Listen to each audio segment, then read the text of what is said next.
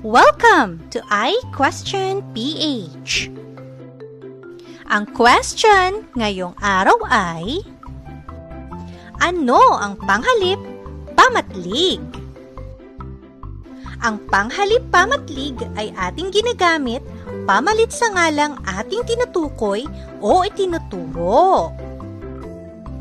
Ang panghalip pamatlig ay nag-iiba-iba batay sa distansya o layo ng tinutukoy na pangalan sa taong nagsasalita at sa taong kinakausap. Kapag ang pangalang tinutukoy ay malapit sa taong nagsasalita, ginagamit ang panghalip pamatlig na ito, nito, at dito o rito. Mga halimbawa, una, gusto ko na tikman ang pagkaing ito. Ikalawa, ang laruan kong kotse ay regalo sa akin ni Kuya. Ang bilis daw nito. Ikatlong halimbawa, dito na lamang tayo maupo. Kapag ang pangalan naman na tinutukoy ay malapit sa taong kinakausap, ginagamit ang mga panghalip pamatlig na iyan, niyan, at diyan o riyan.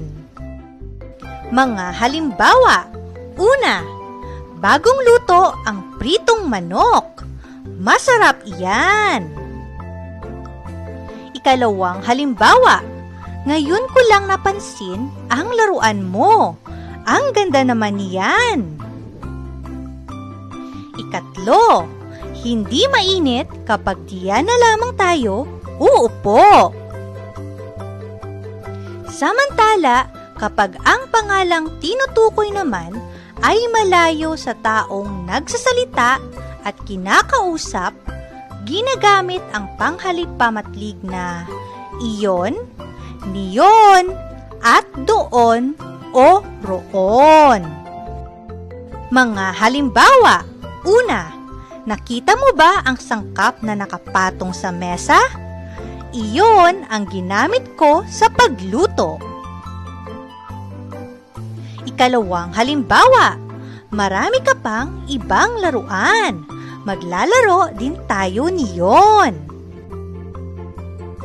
Ikatlo, sobrang init doon sa kabilang upuan.